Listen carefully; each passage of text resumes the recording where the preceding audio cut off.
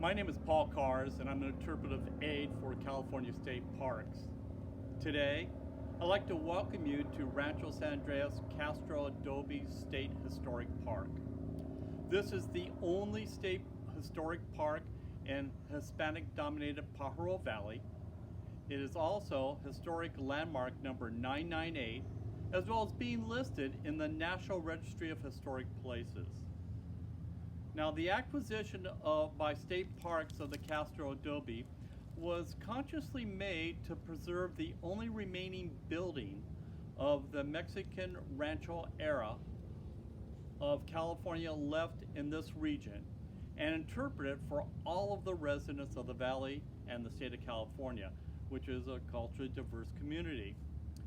This two-story structure was built around 1848-1849 by the Castro family, whose roots go back to the original Anza party, who were among the first Spanish pioneer families to settle in Alta California from Mexico back in 1776.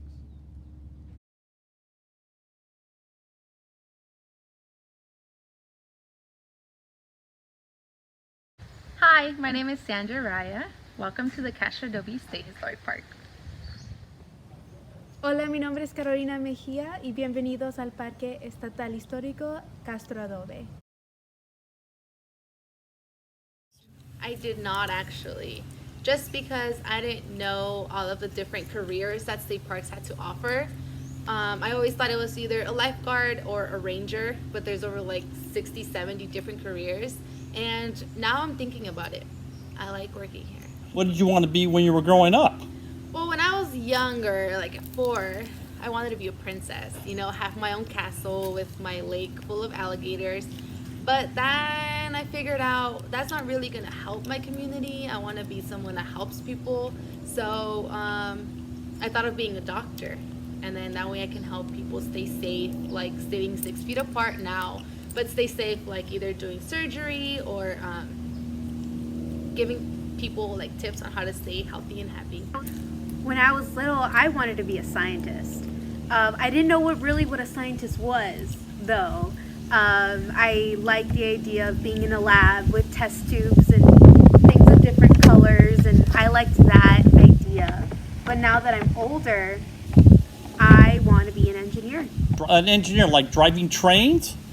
No, not driving trains. An engineer pretty much creates the world around you. Anything that you have in your kitchen, in your living room, an engineer had something to do with it, either by design or to make it efficient for you.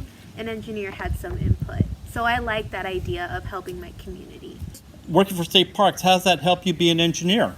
Well, this job requires me to do a lot of public speaking and develop public speaking skills while also talking to various different people. So that is something that everyone can learn to do. Everyone should be able to communicate as efficiently as they want to. So that's what's helping me in this job, being able to communicate and being able to express my emotions and also my ideas. I noticed that in the introduction that you're probably trilingual. Besides English and Spanish, you also did sign language. Is there an advantage of being bilingual? Yeah, of course. First of all, it lets like the sign language community, the Spanish speaking community, it lets them know that you respect their language, you appreciate their language so much that you want to learn it yourself, you know, be a part of their community, and just make everyone feel welcomed. You know, when you're at the park, we don't always have everybody that their first main language is English. So I love being able to communicate with the public and share some stories, listen to their stories, and have these really beautiful moments in a beautiful place. I know people who speak dialect, which is not even close to Spanish. It has a whole different other root language, and it doesn't sound at all like Spanish. So if you speak something other than Spanish, like dialect, it is something that we would greatly appreciate in the parks, and it can even broaden how many people can come to our parks and learn about the history of this area. If you had to give a word of advice to a a young person who wanted to join the state parks, what would you say to them? You have to have the passion and to also love to interact with people, interact with the history, and be able to like know that you are going to be learning throughout the process. When you come to this job, you at first don't know everything about the park. You're not an expert. So anyone is pretty much qualified to do this job if you're willing to put in the work, the research, and all of that is required to make sure everyone knows what is happening at the park. What about you? If you had to give words to the wise, what would be your recommendation telling someone, hey, I want to come work at the park? I'd say just come in. Come spend a day at the park. You get to represent the state parks. You get to welcome a lot of different people from a lot of different places, and you learn along the way. You learned how to work smarter. There's office jobs and then there's outdoor jobs. So with state parks, you really have everything. You improve on a lot of different skills. We're at the beautiful Castro Adobe.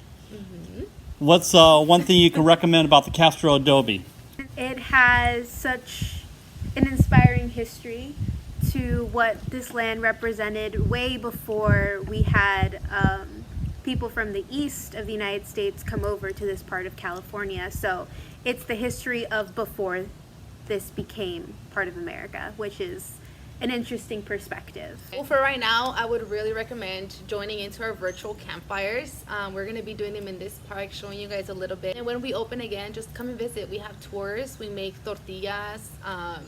We have like kids crafts. It's really fun for the whole family. The kids, the adults, the grandparents, the neighbors. Yeah, this is a cool place to be. We hope that you can all join us in the future at the Castro Adobe State Historic Park. Yeah.